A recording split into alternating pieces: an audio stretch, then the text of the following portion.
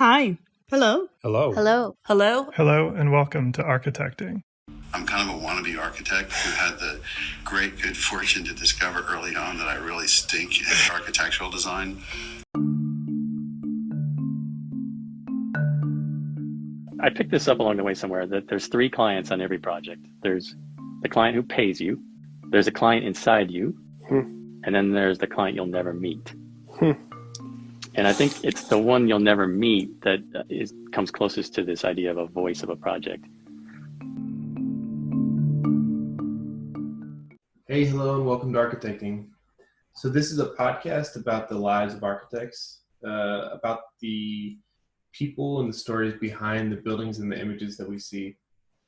And with this very international world that we live in, this show will purposely be local and narrow, only focusing on the Colorado community of designers.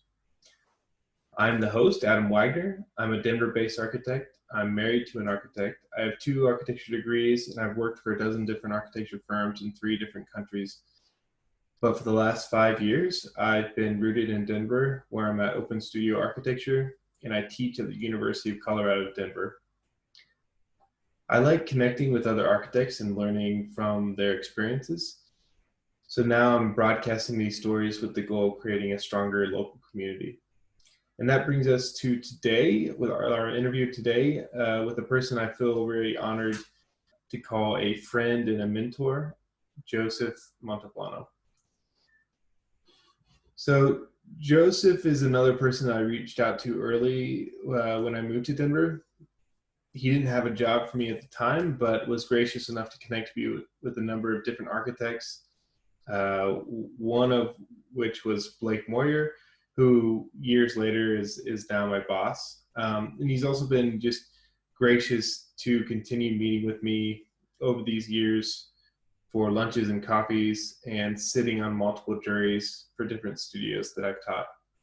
So Joseph and his wife, Deva, and their firm Studio Trope are pretty interesting to me, especially for this idea of community that they cultivate, from the patio parties that they throw at their office with live music to their thoughtful and meaningful approaches to projects and the different kind of aspects of community that they build into those projects. So in this episode, we'll hear about Joseph's beginning and upbringing outside of Chicago and education at the University of Illinois and Arizona State before moving to Colorado.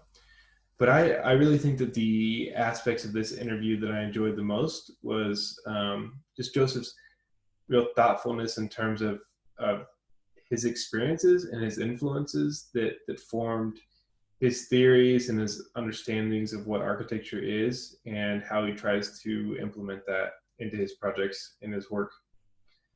And look, so with this interview, I apologize. There were some technical issues. Joseph's phone kept falling asleep, and his daughter was great at helping him out. I also didn't realize it, but I was wearing a pretty tall collar on my shirt with a zipper that was hitting the microphone and causing some really annoying scratch noises. But I've thrown that shirt away, so it won't happen again. Other than that, this was a very fun conversation for me, and I hope you enjoy it. Thanks.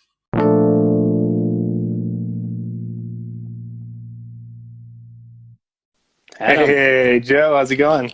Good, how are you? Man, that was the easiest one yet. You must have some good teenagers helping you out there. Let's see. Don't give away all my secrets. Oh, sorry. Although you are rotated 90 degrees on my. Oh. Let me see if I could probably fix that. There we go. How's that? That's that nice. Better? Yeah, that's good.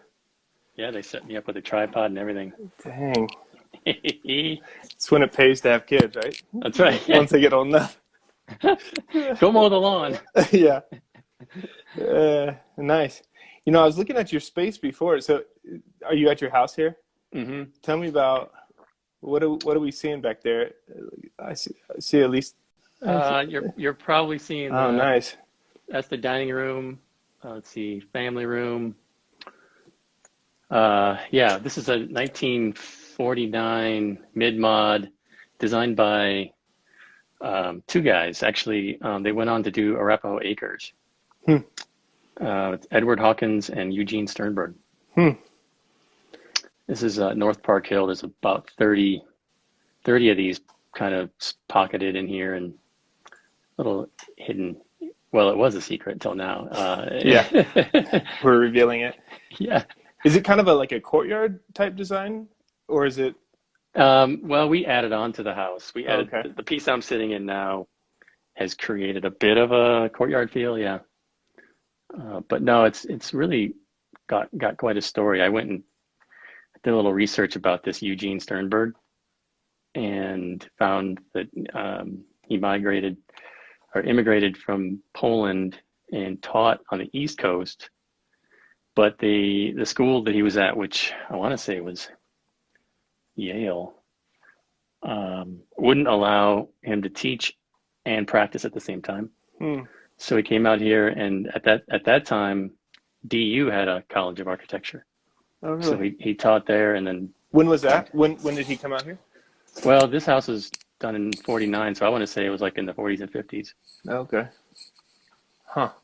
Wow.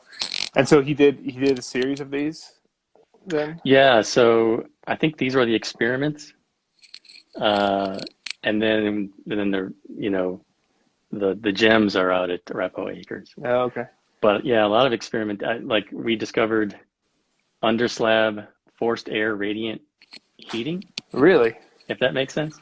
Yeah, he laid cinder blocks horizontally, used the cells, lined them up, poured the furnace, supplied the hot air into those cells, poured a concrete slab on top of that, south-facing glass. Wow. So it's a passive solar. The sun comes in, heats the slab in the day, Right. and then at night the furnace kicks on and keeps the slab warm overnight. Huh. The furnace doesn't run during the day. It's kind of amazing. Wow. So you've been able to keep it like that? I mean, keep that glazing open and yeah. Well, in fact, that door, that one there opens up. In fact, both of those open up because sometimes it gets too hot. Oh, in really? the winter. Yeah, because the sun is low in the winter, right? So yeah. It comes in and so it works too well. Well, it's great to get the fresh air, right? Yeah. Huh. Nice. Yeah. Yeah, I love that. I remember you telling me about some of that stories before, and your kind of research of some of these older architects that have been around Denver and digging into that. But cool. I even went and found his wife, who was still alive, up in Evergreen, and had a chat with her, and that was funny because she could care less about architecture.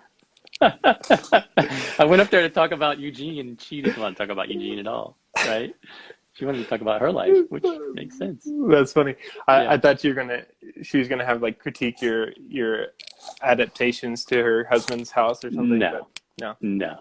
She was like, "Oh, I'm glad you like the house. Now let's talk about what I'm doing." Perfect woman. Yeah.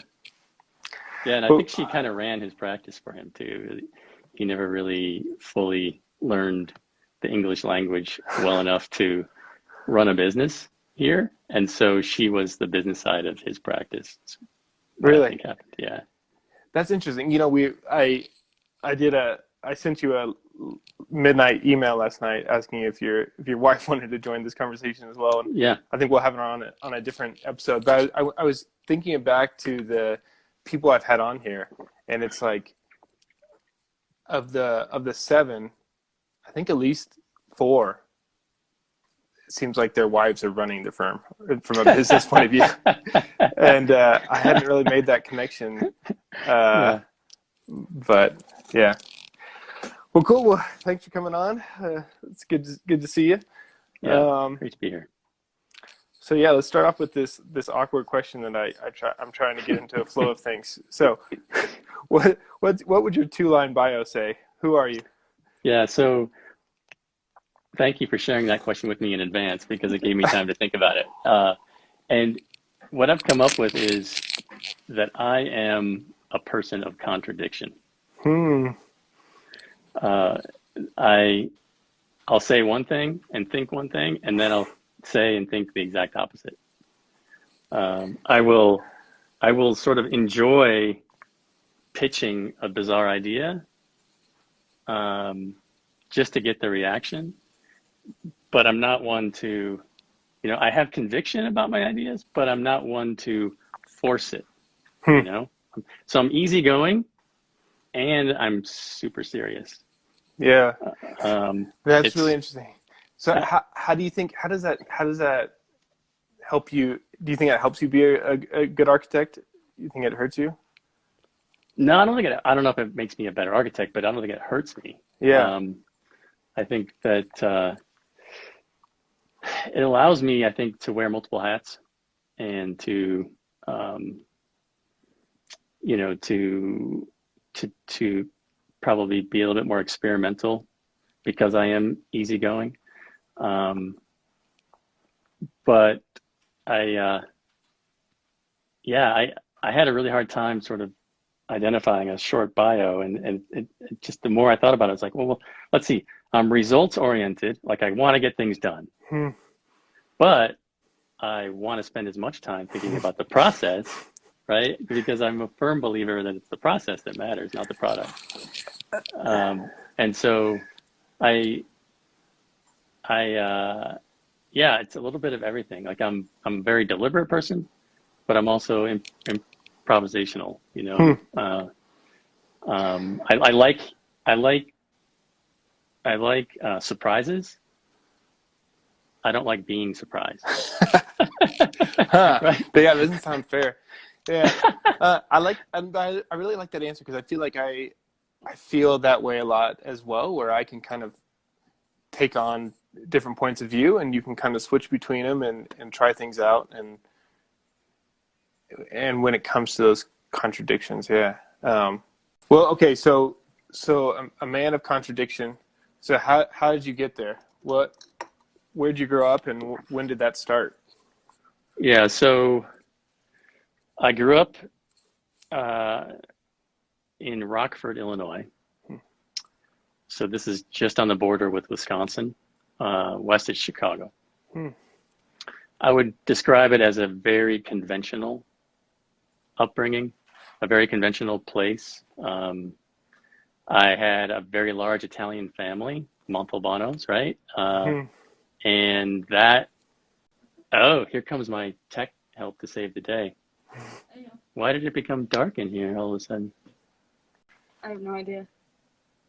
Oh, there we go. Oh. That's bright. There it goes. What'd you do? You fixed it.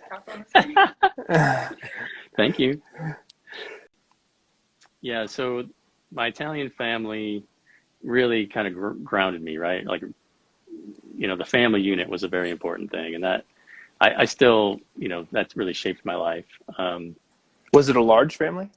Yeah, mine personally, no. I just I have one sibling, but the extended family, right? Because both my grandparents came over from Palermo, Italy, and then you can imagine, right? Like it just exploded. And a lot of their, siblings came with them, and they had huge families. So, yeah, I tell people there's like two smells that I remember from my childhood. There's marinara sauce, right? And there's the other one that's really distinguishing for me is the smell of freshly cut wood. Huh.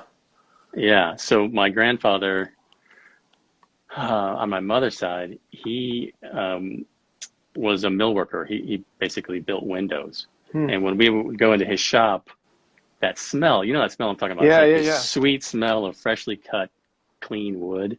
Or sometimes, like, if the blade was too dull, it's like burning wood smell. Right. It's awesome, right? So that, I think that kind of shaped my, like, I've always had like this phenomenological way of like thinking about the world, like the senses, the smells and the thermal qualities. And I remember as a kid, I would build little chipboard models of things. Like, I'm not even going to call it architecture because I didn't know what architecture was at that age. It was just building things. And then instead of scrapping them, I would burn them.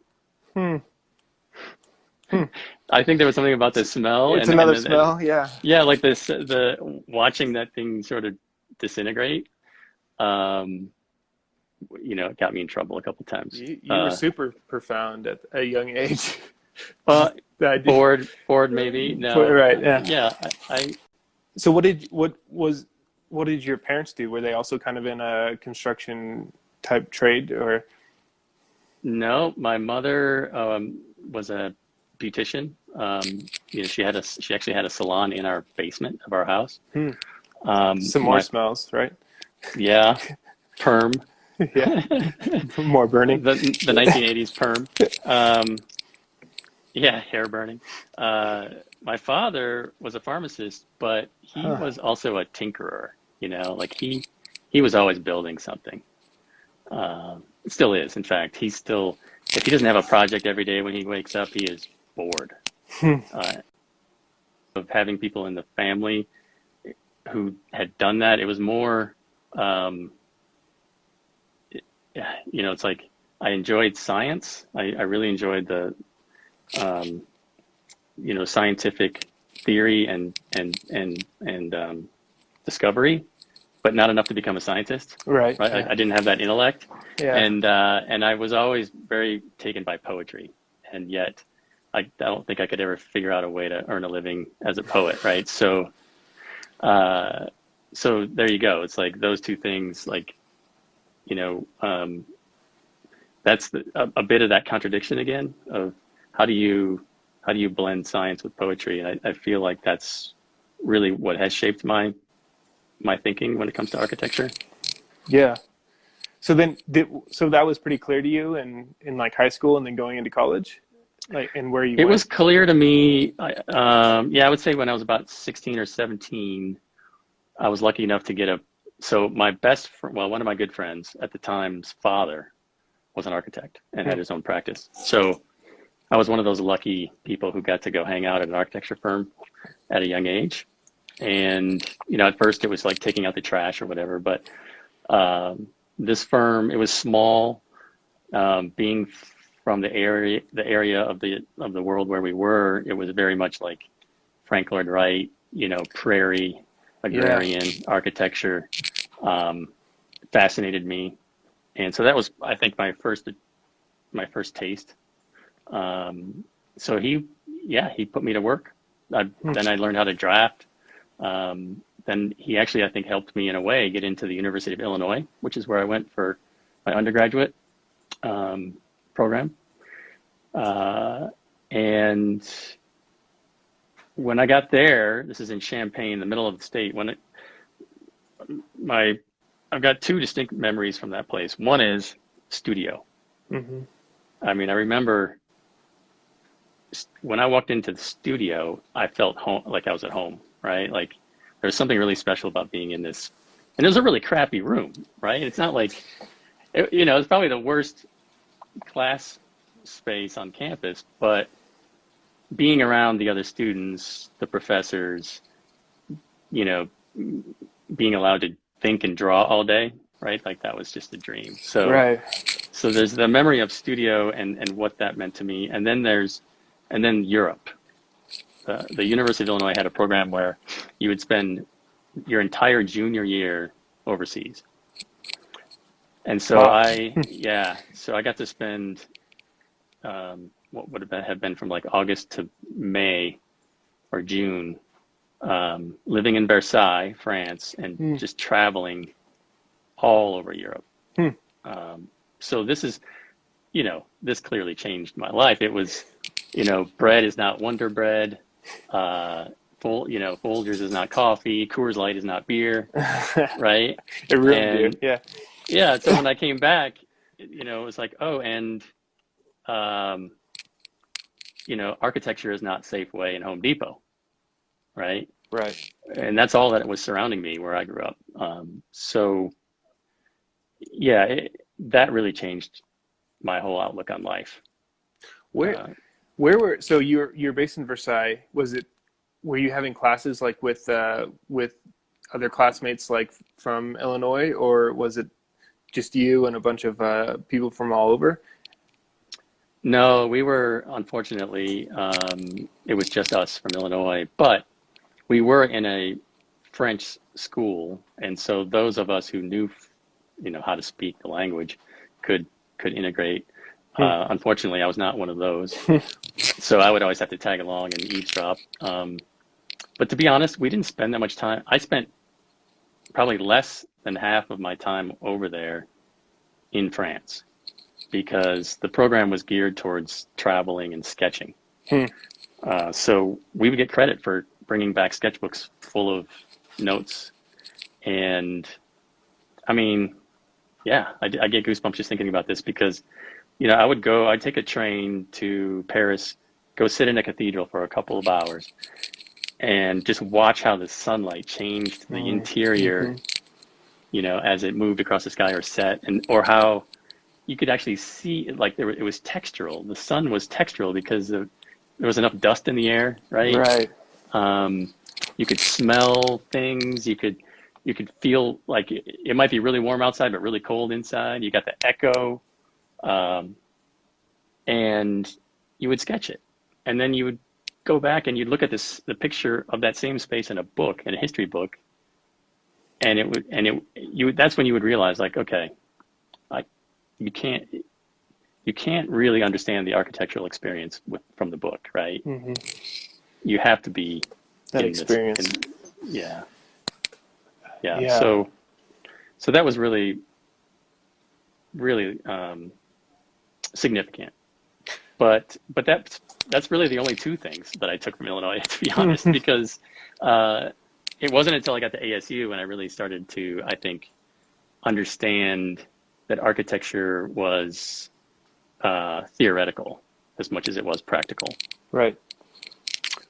When I got to ASU, there was a lot of young, really brilliant professors who looked at my work and gave it to me straight.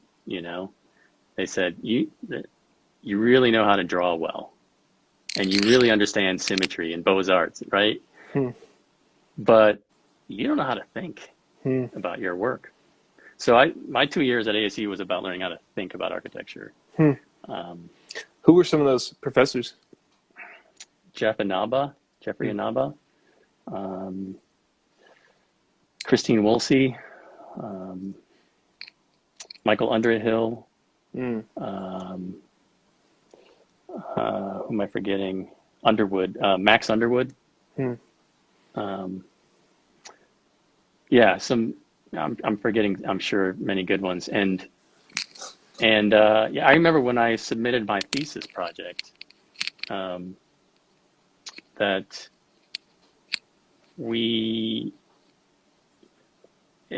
I think it was different than what other people were doing. And my professor, so my thesis chair, said to me, like, where did you come up with all these theories? And that was the first time it had occurred to me that matters, that the thinking part matters. And it gave me kind of a different outlook. It's not just about drawing and representing your thoughts with drawing, but it's also, what's the point? What's the meaning? And so, I was studying people like, well, Antoine Predock at the time. This is a long time ago, right? So he was young and hot, and and in that region, especially there, yeah.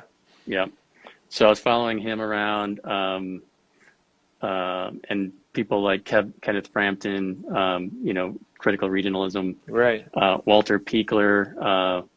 I convinced my history professor to let me sort of scrap the syllabus and spend the entire semester just studying Louis Kahn, somehow, and that was really great, because I just dove so deep into one architect that I was able to connect my thinking with his thinking. So anyway, this one day I woke up at like 3 or 4 in the morning, drove from Phoenix to LA so that I could go to the MoMA to look at this exhibit on Louis Kahn. I went from there to La Jolla to visit the Salk. Broke in, basically, because you're not allowed to get into that plaza. But I convinced this guy, this security guard, that, I just traveled all the way from Phoenix. I'm only going to be here for a couple of hours. I got to get back. So I got to spend, and there's another experience, right? Like you go into that courtyard, you've seen it in a book, you've seen the pictures, but when you're standing there, it's totally different experience. And so, yeah, those are the kinds of things I did. It's just like went places, I think I got back that same day, it was just like around back by like midnight, because I wanted to see it. I wanted to, to touch it, smell it, really understand it. Yeah. That's really interesting, the idea of kind of theory within architecture, right? And trying to figure out what that is, and especially when you're able to use grad school as that chance. And I feel like it's such an ephemeral thing, right? That there's so many theories circling around, and if you can understand one and try to grasp onto something, it's good. But to, I always felt like, okay, it took me a while between undergrad and grad school to go to grad school, and then it was like, well, when I get to grad school, I'm going to figure out what theory is, right? Like, what is theory, And yeah, it was great because you could take like 3 different visiting professors who would come in, and it was like, okay, these guys are going to show me what it is. And it's like, some of them were like, you're just doing this by the seat of your pants. Like there's, there's nothing here. And then I had Eisenman, who is like extremely concrete in a theory, but it's so hard to grasp onto, right? And so, yeah, it's such a difficult thing within architecture. And so what did you land on something at ASU that you can describe as like when they're saying it's an interesting theory that you have here, and that you was a germ of a beginning for your career? Yes. Part of my thesis project was me coining this phrase, form follows experience. And it's really stemmed from, again, just wanting to see if one could identify a desired human experience, and then a sequence of those experiences, and then design around that. So the architecture really is the form that then is a catalyst for that experience. And like I said, I think a lot of people were like, yeah, that's a cliche, or that's, limiting, or that's unrealistic. But I went as far as I could with it. And I do think, to your point, this many years later, looking back, it has shaped, how I think and talk about architecture even today. I just don't necessarily use those ethereal words, Right. But yeah, we talk about the voice of the project in our office quite a bit. That it's not the voice of our client, it's not the voice of the contractor, it's not the voice of us, our consultants. It's all of those voices combined, right? It's like the sun angle is a voice, the wind direction, the context, the users, etc. So I think that has sprung from that idea that form follows experience. That, this idea that we must first really empathize with the voice of the project, really get to understand the voice of the project before we could design the right solution for that program and for that site. Yeah, that's interesting. So did that come from Khan? Did it come from somebody else? Is that a total Joe concept? Like who's kind of doing that well, Well, that's funny. You're reminding me now of that question that my that my thesis chair asked me. She says, like, where did this come from? I was like, well, I don't. It's just from all of these things, right? Like, maybe it was from burning the chipboard models when I was a kid. Yeah. Maybe it was from just the overwhelming joy I felt when I would walk into my Nana's house, and the single pane windows would be like covered with condensation because she was making pasta sauce, in an old house, and all the windows fogged up, and and it smelled awesome, and it was humid, So yeah, I don't know that there was one moment so much as like a series of experiences that I've had that sort of ground me in wanting to think about architecture as more than a building, and it's, you know, really does sort of frame an experience, and hopefully that experience is one that is empowering, you know, Yeah. is compelling, and allows for you to then be a healthier person and a more sort of engaged individual. So you had these grand ideas. You graduated, and then what did you do with them? Oh my God. They didn't get That's squashed so- all the way out. But I like how you asked that question, because you clearly have interviewed some other people, right? Like, and you yourself have experienced this. Sorry, I keep messing up my screen. Every time I touch my screen, it like changes.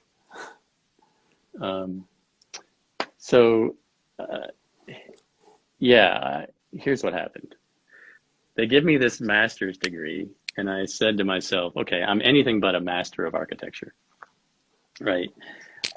But I have to leave this campus. I can't stay here, right? Like, they weren't offering me a position to stick around. So I said, you know, I got to go somewhere. So I looked at Denver, the Denver area, you know, Boulder, Colorado, and I looked at Seattle, and this is in 1994. And my decision was made almost instantly for me when I went to Boulder, because one of the first people, if not the first person that I met in Boulder, is now my wife. Right? I'm staying So, here. so connect the dots, yeah. Right. So I fell in love, you know, I thought I might fall in love with a place, but I fell in love with a person, you know, and then the place. And so that became my home. Boulder became my home. And at that time, there was no work to be had. I could hardly even get an interview. So I ended up taking this job with this really goofy boss, doing really goofy work, nothing like what I had studied in school, right? It's a very, very, very strange and surreal. He would come to my desk every day. He'd give me a desk grid, and we were drafting by hand, which I really did enjoy. And he would say he would just go on these tangents about politics and shitty clients, and right. And he would say these really profound yet super silly things. And then he would say them to me again the next day, as if he didn't tell me that the previous day, right? So, you know, like he would say, Joseph, why would you make something difficult when with the least bit of additional effort, you could make it impossible? I love And that. I would say, and then he would come back and say that to me the next day, right? And then I would start, Because you hadn't sentences. learned, yeah. Yeah, I was like, I would finish the sentences for him, and he would look at me like, "How did you know that I was going to say it?" Right? The other one that sticks with me is he said, "Never shine a fluorescent light on food or a human being." Huh. And he had this. I had to tell you this story too. He had this slide collection, because this is before the internet was really a thing, right? This is when we all had to create our own intranets. Like, we had to collect the things that inspired us, whereas today you just go to the screen and you type in whatever you want and you get inspired. So he had this collection of slides. I mean, it was huge, 35 millimeters, right? And they go in the carousel, right? And he would have me organize those, you know, put all the images that are about stairs on this slide reel, put all the images about concrete on this slide reel, windows, doors, you know, and and then he would go into this room and he would pick the carousel off the shelf, put it in and watch his own pictures, looking for inspiration. And then he'd yell, like, "Get in here," you know, and then he would tell me a story about this picture he took of this door, right? And it was awesome. I mean, it really was inspiring for me to see that this guy was being inspired by the world around him in this really unique way. And then he would do his flip out thing. Like, he would if one of the slides was out of order, like if there was like a window slide and a door carousel, he would take it out, throw it across the room, you know, yell some expletive, and sometimes storm out. And and then when we were done, he would, you know, there'd be like 4 or 5 slides on the ground, and he would usually say, "Just throw those away." And I would take them home. I would add them to my collection. Yeah. Right? So what? They were all his projects, or they were No, inspiration? Yeah. no, not his work at Okay. all. It was mostly like, you know, traveling through, like things I did, traveling through Europe, Right. traveling and taking photos of special things, and So what and did all that kind of weirdness manifest itself into in the work? And what was his name, by the way? Yeah. you know, the name of the company was Habitat Design Group, and he's no longer with us. His name was Bob. Boy, I'm not even remembering his last name. See how long ago this was? What it led to was me wanting to leave Boulder, I'll be honest. I really felt like Boulder was not, like the world was revolving, but I was standing still kind of thing. And at the same time, Deva, my wife, not yet my wife, but, you know, soon to be, she also was itching to get out of Boulder. She wanted to come down and get a degree in journalism. And so we moved to Denver together, and I picked up a job at Michael Brendel Architects, which later became Brendel APV. And that was, you know, that's where I cut my teeth. That's where I was at least starting to get back into the things I enjoyed. I met a lot of great people there because Michael was, he was doing good work at that time. I learned a lot from him. He was kind of like a Jedi when it came to getting his clients to think differently. And I really fed off of that. And I just kind of took full advantage of being there. And I asked him if I could take everybody's time 1 hour per week to just talk about architecture. And he, I think, kind of begrudgingly allowed for that. And so it was called DCOM, Design Communication. And we would talk once a week, and we compiled so much information that I seriously someday want to write a book. I want to take my notes and put it into a book and publish it, because there were a lot of really sharp people there at that time, and we were asking intelligent questions about our profession, and a lot of these people have gone on to start their own companies, you know, or become principals at other companies. Like, so you got Tom Gallagher is at Simple Brown, Tanya Salgado started Handprint. Oh yeah. Chris Davis, Boss. Rob Forsland has his own thing going. Kathy Bellum's at AMD. So, and that's just a few, right? There's just a lot of people that were there for, you know, a few years that crossed paths. A couple of people that work at Studio Trope I worked with at Brendel's office, for example. So, yeah, that was where I learned how to put a building together, how to get it built, how to, how to do more than perhaps what the client is expecting, you know, take it further. What kind of projects were you working on there? What did he do? Mostly public sector, and for me it was mostly libraries. Oh, okay. Which is how I fell in love with libraries. He sent me to a library conference in 1998, and that was in Atlanta, and I came back from that conference, and you know, I think he wasn't expecting me to be coming back charged up, right? Because to spend a weekend with however many thousands of librarians, you know, right? Crazy parties. But I came back. I was like, okay, these people hate architects. We are not designing libraries that work for these people, right? And they have a great mission, right? What are we doing wrong? You know, and what we were doing wrong is we were designing them for books. We were designing buildings for books instead of for people. And so anyway, I came back really charged up and continued to do libraries with Michael. And then when we started Studio Trope, that was one of our focus markets. So how did that come about? How did Studio Trope come about? Well, so I need to tell you a little bit more about Dava then, because we started it together. Where was she at? What was she doing when you were with Michael? Getting a degree in journalism and early childhood education. Yeah. Nice. Yeah. She's always reinventing herself. It's gonna be, yeah. And she just did that recently. Got a degree, a master's in organizational leadership. Ah, nice. Yeah. Oh, in fact, let me tell you a funny story about her reinventing herself. So I'm working for Brendel, and I come home to our small apartment on Capitol Hill, and she says to me, "Oh, something really exciting happened today. I got a job at AMD." And I said, and at the time she was working probably for like state parks or something.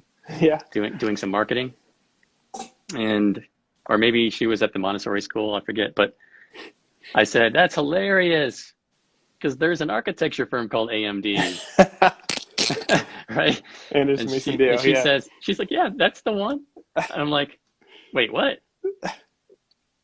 And she says, "Yeah, I'm gonna help them with their marketing materials, and I'm gonna be in the administrative department for a while, and see if because she really, I mean, she just, when I graduated and met her, all I wanted to talk about probably was architecture, right?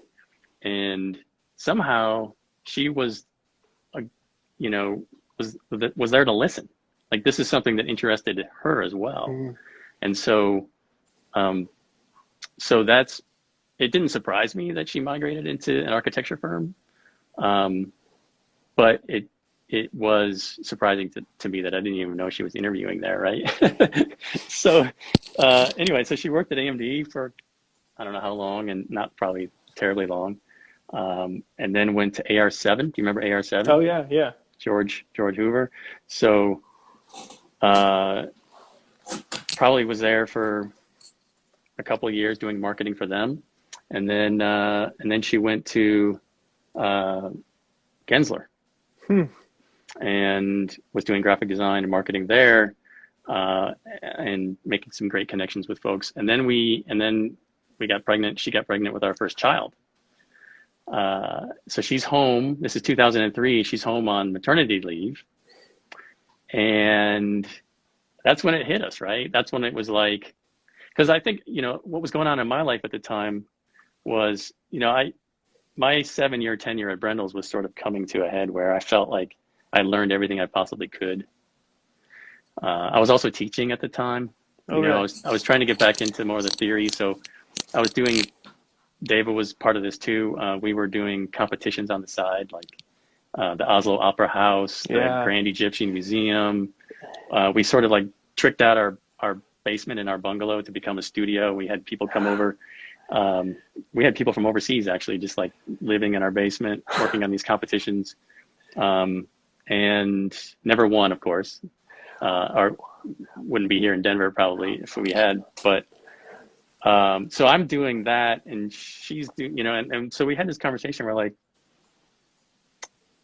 okay, I need to leave Brendel's office. I need to go somewhere else, because I'm not sure anymore if this line that I'm drawing is a line that I'm drawing because it's what I think my boss wants, or if it's what's right for the project. And that's no good, right? So I need to go work somewhere where I know that this line I'm drawing is because it's what's best for the project. And we just started chatting, and we're like, well, that doesn't necessarily mean you need to go to another firm, right? So yeah, we did the crazy. We decided we could start our own company, and so we did. And how old was your kid when you started? 6 months. 6 months. Nice. Yeah, that's how I always know like... how old our company is, because however old my daughter is, right? My daughter's 17, so we've been in business for 17 years. So did you have a project lined up? You just quit and went for it, or? No, we did not have a project lined up. In fact, we used to know exactly how many days it took us to get that first commission. I think it was like 252 days. Really? Yeah. Really? Yeah. Was Dava still working, or? No, No, you both you just had No. some savings, and I'm always not really. intrigued by this. Not really. Okay, I'll ask what I asked Chad Mitchell. How'd you eat? Yeah, that's what I always wonder. Yeah. Well, very differently than we do today. I think we probably refinanced the house to get through that first year or two. And we just lived, very, really modest. I mean, at that time, a newborn kid, like that's all you want to do anyway, just stay home and spend time with your kids. So Right. I know it was the first 5 years were really difficult for Deva, more so than me, because we had a second child, and here she wanted to grow the graphic design side of our company, but she also wants to be the best mom ever, right? And somehow that's easier for the guy to just pretend to be the best dad ever and not be around or help them. If I can just be good, I'm fine. Yeah. Right. So the architecture side took off, right? The graphic design side, not so much. So 252 days, and what was that? What was that first? It was a residence. It was a residence on 7th Avenue Parkway, a pop top on a historic like French Revival home. And I remember I went to the Landmark Preservation Commission with my sketch, and this woman there said, it was Christy Murata, I'll never forget. She's an awesome person. She looked at the sketch and she's like, wow, if you had told me over the phone you were going to pop the top on this house, I would have said, no way it would ever be approved. But I think you got something here. I think this might work. And so we did a number of houses in historic districts for years. And that's kind of how we paid for food, as you say, while we worked hard to get back into the public sector. Were you able to kind of pick up that thread from grad school again after those 9 years or whatever? I mean, I think when you were talking about the Grand Egyptian and the Oslo, like I was scrolling through your website last night, and it's like, especially that Grand Egyptian, it's such a beautiful project, and like just such a it's like it's well thought through and very layered, and but yeah, it seems to hit that time in a really good way of kind of like what OMA was doing a little bit, and Shumi, and like especially then with like the Oslo Opera House like model shots, just that the ephemeral light that you were catching. And was that some of the things that she was picking up with the pop top? Were you able to kind of bring that thread from grad school and those projects in? To be honest, I think it was more of what I learned in Illinois, which is how to draw well, how to create the right proportion, how to blend things together, contextually, so that they look like they were always that way. I think it had very little to do with theory. And to be honest, I feel like you're starting to talk about my entire career in a nutshell, where I've always just trying to get back to the origin, but it's got a long road back. At least the path that I chose. I think it's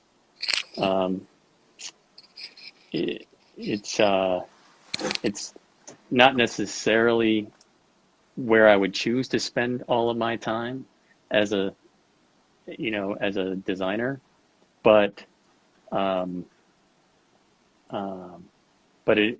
it does allow me to be authentic. It does allow me to not have to wonder if this line I'm drawing is for somebody other than the project itself.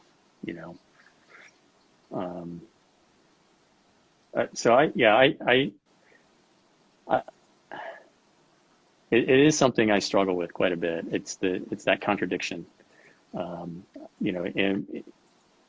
Are we in fact achieving our ideals at Studio Trope, or are we limited too much by sort of the other forces, the circumstantial forces that are inflicted, right? Because let's face it, there are rules. Right. It's not all poetry. It's mostly science. And so, yeah, that is definitely something I do struggle with.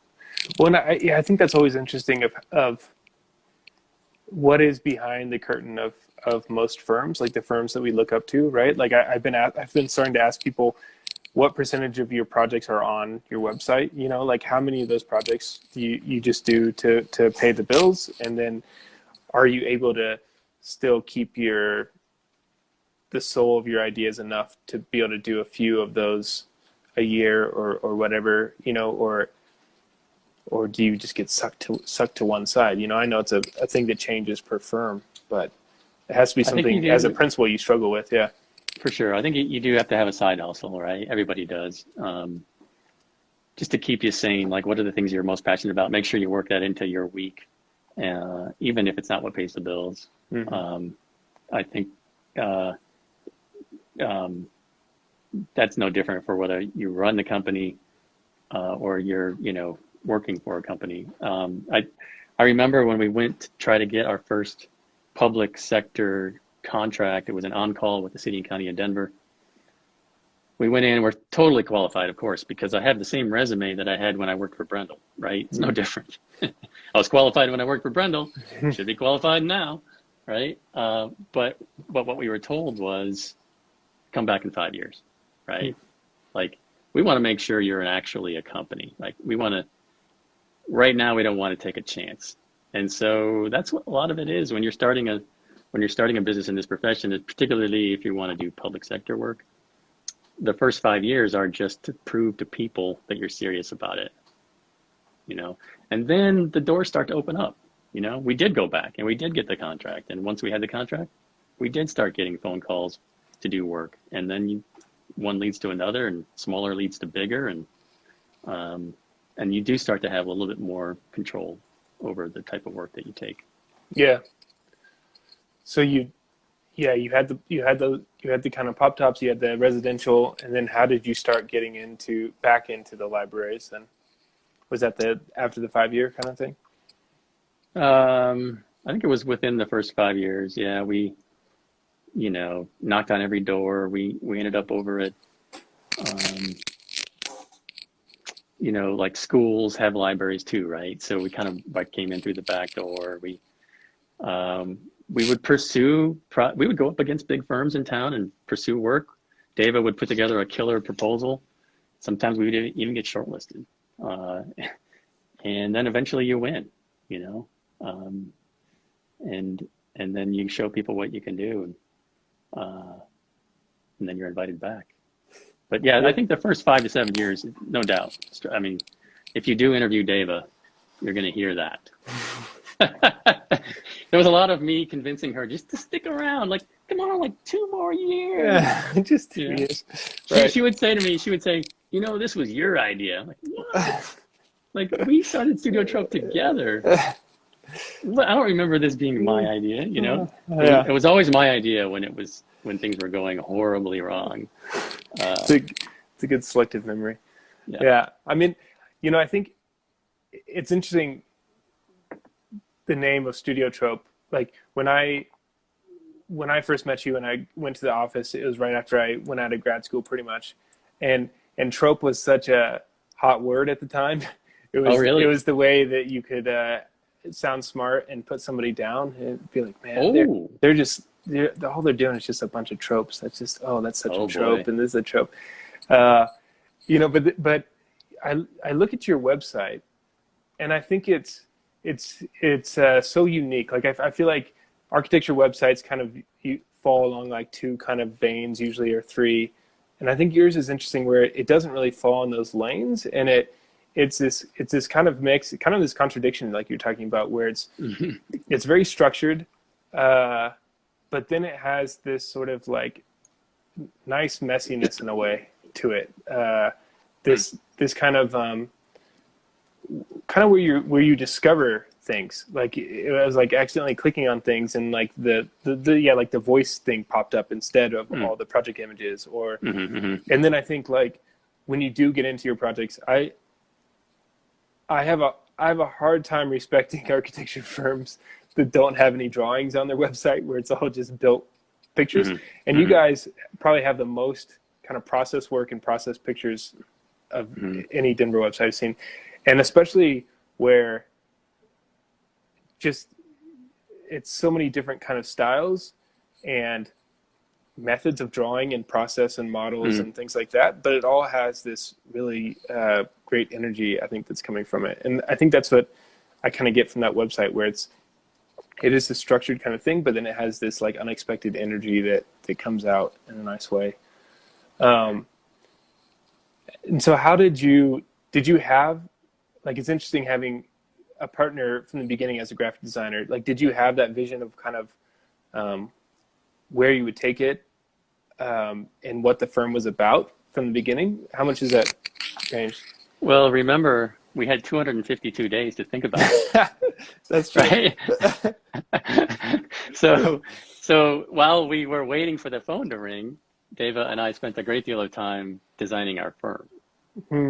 You know, so in a way that was priceless. You know, it's something that, you know, we wouldn't have decided to do, but we had to do it. And looking back, I'm not sure where we would be today without having spent that time. I'm seeing my buddy Jeff King from Seattle is joining here, and he needs a shout out because well, in fact, I want him to respond to your comment about trope, because he co-authored the name of our company.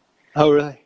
Yeah, Deva and I were sitting in his family room in Seattle when we were getting serious about starting a new company, and so we just said, all right, let's pick a name, right? And so we came up with that name with him, him asking us some really intelligent questions, and then us looking through the thesaurus. And the idea was, studio, because of what I mentioned earlier, like just this really strong belief in the richness of a studio environment and what that does for a project. And then trope was literally to turn. It was like the Latin term to turn, and to be figural rather than literal. So so the tagline is, every project starts with an idea. Studio trope is what gives life and significance to that idea. It turns an ordinary thing into an extraordinary architectural experience. That's the idea. Now, whether we're doing that or not is for anybody to judge, right? But the idea is that, yeah, it's not meant to be easy. It's not meant to be something that you can capture with a photograph. It's really not even meant to be a thing. Studio trope's not a proper name. We don't capitalize it. It's a verb, really. It's an act. It's a thing that we all try to do, which is to bring to the surface that which is buried, that which is kind of nobody sees, but we can somehow hear it. Like if we listen to the project voice, then it will reveal itself. And so I do think that does lead to some eclectic work. And as we grow and we continue to hire diverse people, it's going to lead to even more diversity of the work, which is going to be great. We don't want to narrowly become an architectural firm. We want to broaden and become a design firm. And in fact, I remember early on, people kept wanting to call us studio trope architects. Nobody liked the fact that we were just called studio trope. Like, what's studio trope? What is that? Do they like make greeting cards? Right? And so we're like, no, you cannot call us studio trope architects. And so we ended up going with Studio Trope Design Collective eventually. We changed it. We added a interior design principle and said, okay, now we're a collective, right? We have 3 different studios. And I hope to, expand on that. Yeah, I like that word a lot, the collective. And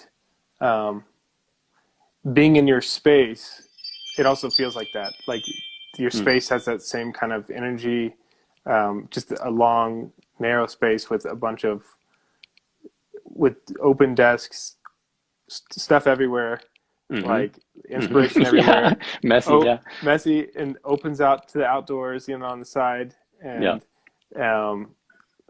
I like that. Talk just a little bit more about the idea of voice. Like I was looking at that, and some of these titles are like Exhale, Earth to Sky, Stream of Serendipity, Preventative Towers, Volley. Hmm. What talk if you can a little bit about the process of kind of discovering those. What's that like? Yeah, so I think this actually does also stem from my thesis project. This idea that the architect first has to become the user before, um, you know, that person can start to do any architecting, to use your term, right? Uh, so I picked this up along the way somewhere that there's three clients on every project. There's the client who pays you, there's a client inside you, Hmm. and then there's the client you'll never meet. Hmm. And I think it's the one you'll never meet that comes closest to this idea of a voice of a project, right? You're designing for, um, you're designing in response to all these forces that are acting on this so-called project. And someday, someone you don't know will happen upon this, and have an architectural experience, and it ought to be one that was desired, So, yeah, we do have a lot of kind of tricks as to how we go about uncovering the voice. Some of our clients dig it. Some of our clients not so much. They want to just get to brass tacks and see the floor plan. So we're just, figuring it out as we go, to be honest. I think when our values align with our clients, things go really well. Results are, everybody's happy. When there is not that value alignment, we usually have to let go. We usually have to say, okay, this one's not about the voice, right? This one is just about we need 3 classrooms by August. Right. So what project do you think that was pretty successful in, like where you were able to put forward your process and identify the voice and it came through in a strong way?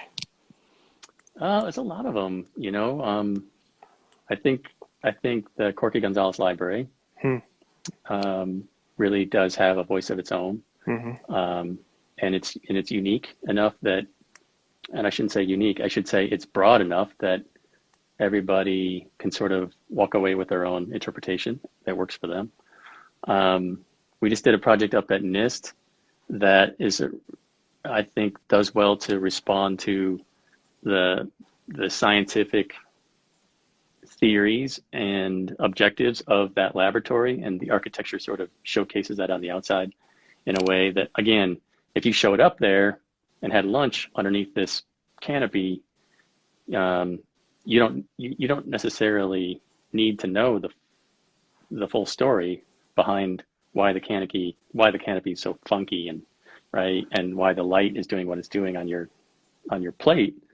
But you still will have a connection with that place that is unique to their mission, and not an experience that you will have anywhere else, right? And so it's projects like that, I think, that are successful. The ones where, the story is connecting the experience to the place, and it's distinctive. It's not something you're going to ever experience again anywhere else. Right. Huh. So that's a good moment. What's been your lowest moment within your career? Oh man, the lows are when you don't get that project. And we've had very few layoffs over the year. We're 17 years in, and we've had very few layoffs, luckily.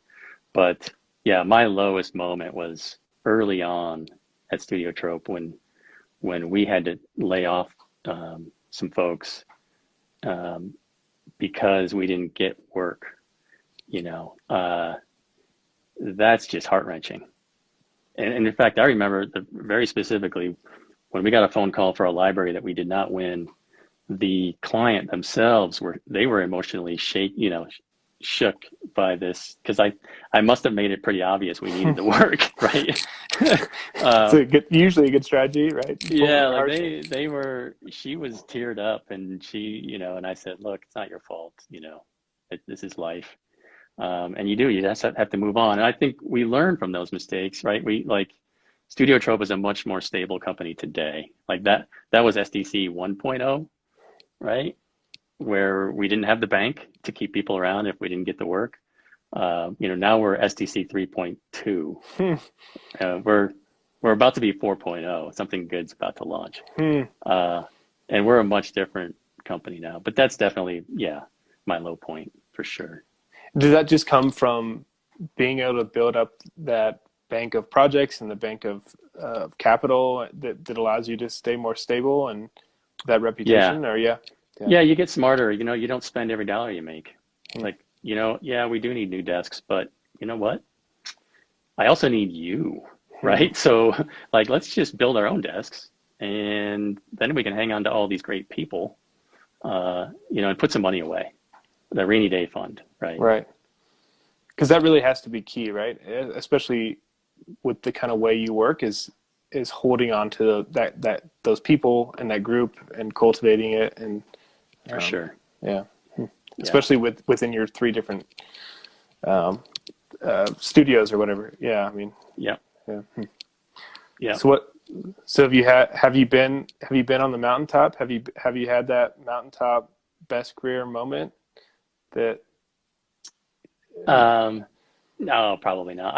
I think it's the high moments are the opposite of the one I just described. It's when you get the phone call and they choose you, right?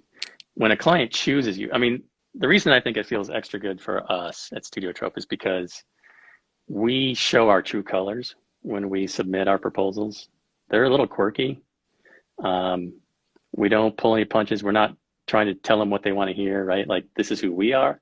And we do the same thing at an interview. Like, when we get to the interview, I've been told, like, there's 4 people being interviewed. 3 were similar. You were like out there, right? And either that means we came in first or last. Usually. And we have to be happy with both, because if we're not a good fit, we're not a good fit.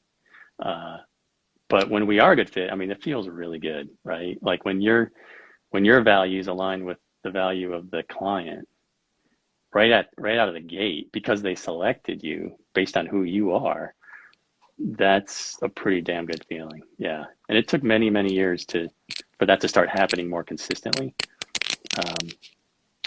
But yeah, those are the high moments. Yeah. So what's next? You mentioned 4.0. I won't make you do a spoiler here, but how many libraries can we have? In Denver. There's more libraries on the planet than there are McDonald's restaurants. Really? Okay, nice. So never enough. Yeah. But no, we don't want to become known as the library architects, really. We want to be, community-driven projects with a good story that make a difference. What's next for me, I think, like I said, I'm still trying to get back to the origin, right? Get the company kind of running itself, and then, get cracking on the things that I know are meaningful to me. And I actually joked with some of my colleagues back from grad school who I'm reacquainting with lately, and asked, would they be interested in all of us dusting off our thesis projects, banding together, and going and working on them. Like let's pick one, let's go build it, right? Like, let's develop it ourselves, because we know we believe in that project, right? I don't know that would ever happen, but that's a dream, right? That one can have. And I think in the near future, it's SDC 4.0. We're adding on to our office over on Wilton Street. Yeah. And I've been talking with some folks at the College of Architecture and Planning. I'm interested in blending together the practice theory as much as possible, creating a space in our office for that to happen, and getting back into academia as much as possible. Interesting. Huh. Yeah. Cool. And then I told my daughter, the one who keeps coming in here to fix my screen, I told her, because she's like laser focused on becoming a filmmaker and going to LA. And I told her, I want to come work for her. That's what in my future, I see myself as an employee of working on films with her put me to work. Nice. I like that. That's like the opposite of, or a different way of taking care of your parents when they get old, like having to find a job for them. That's right. Yeah. Well, cool, man. Well, I just really appreciate you, and you were one of the first people I kind of searched out when I moved to Denver, and you were very gracious in meeting with me, and have kept meeting with me, and I can always rely on you for just stellar point on reviews at CU and in my studios, and I appreciate your friendship and just the great summer parties that you guys throw out there on the patio. Thanks for coming on here. I remember there's multiple times, like a few years ago, where we'd get lunch, and you'd start telling a story. I'd be like, no, wait, stop! Don't tell that whole thing, because one day I'm going to make a podcast. I'm going to have you on, and I don't want to hear the whole thing yet. So we're finally here, only like 5 years later. Well, now it's over. Yeah. Now it's over. Yeah, right. Yeah. So. Well, I appreciate you, man. I really do. Thanks for reaching out to me, because it's good to reflect. I mean, I think when you reached out to me, I said, I don't know why anyone would want to listen to my story for an hour, but I don't, it's not about them, right? It's for me, this was a very selfish kind of endeavor of like reflecting, how did I get here? Where am I going? Yeah. Yeah. So thank you. No, yeah. And I love it because I get that from almost every guest where they're saying, I haven't thought of this. I haven't thought of that before. And for me, it's extremely selfish because I'm just trying to learn from all you guys and take your secrets. So thank you. All right. Well, cool, man. Thanks for coming on. Yeah. Have a Thank good you. weekend. Yeah, you too. See ya. Bye.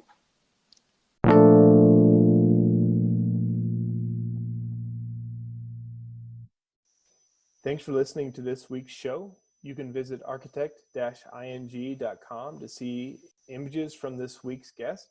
And please rate and review the show wherever you listen on Apple, Google, Spotify, Stitcher, or Anchor. Have a great week and continue to reach out. Thanks. You can visit architecting.com, that's architect-ing.com, to see images from this week's guest. And please rate and review the show wherever you listen to podcasts. Have a great week and keep connecting.